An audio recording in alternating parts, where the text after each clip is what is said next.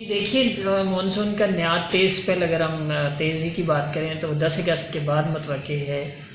کراچی میں بھی اور پورے سندھ میں دوبارہ سے تیز بارشوں کا امکان ہے 10 یا 11 اگست کے بعد، اور پھر وہ ظاہر ہے 3 یا 4 دن اسپیل چلے گا 14 اگست یا 15 اگست تک۔ اور اس سے پہلے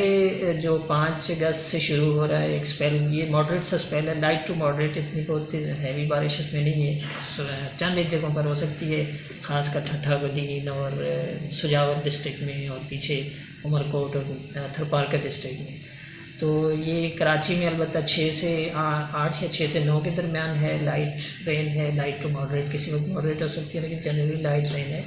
اور باقی جگہوں پر ماڈریٹ اور کسی جگہ پر ہیوی ہے، وہاں پر 5 سے 9 اگست اور کراچی میں 6 سے 9 اگست۔ تو یہ اسپیل اتنا ہیوی نہیں ہے، لیکن اس کے بعد کا جو اسپیل ہے 10 یا 11 سے جو شروع ہوگا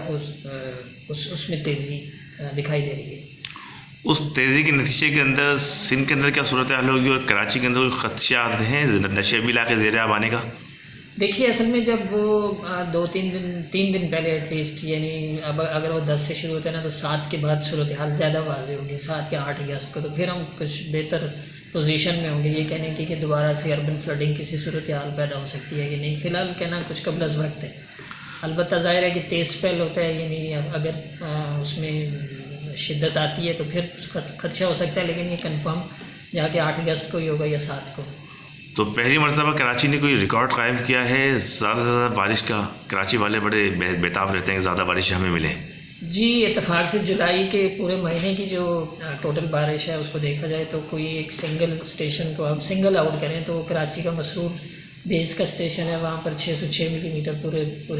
مہینے کے دوران ہوئی ہے، جو اتفاق سے پورے پاکستان میں کسی بھی دوسرے اسٹیشن پر اتنی بارش جولائی کے مہینے میں نہیں ہوئی۔ کراچی اس لحاظ سے اس کا جو مسرور بیس کا اسٹیشن ہے وہ پہلے نمبر پر، پھر بعد میں اسلام آباد کا نمبر آتا ہے وہ 500 550 سے کچھ اوپر ہے، اسی طرح سے پھر باقی جو، اور اوور آل دیکھیں تو سندھ میں 308% یعنی معمول سے زیادہ بارشیں ہوئی ہیں پورے جولائی میں، اور اس میں بلوچستان میں 450% معمول سے زیادہ ہوئی ہیں، اور اوور آل پورے پاکستان بیسس پہ 180% معمول سے زیادہ بارشیں ہوئی ہیں۔ تو اس لحاظ سے جولائی جو تھا یہ ویٹسٹ ایور، اسے آپ کہیں کہ سب سے زیادہ ریکارڈ بارشیں ہوئی ہیں اس جولائی میں 1978 کے بعد، سندھ میں 2003 کے بعد، اور بلوچستان اور پورے پاکستان کو جب آپ ایوریج کریں تو 1978 کے بعد، اور پورے پاکستان لیول پہ بلوچستان اور سندھ پہ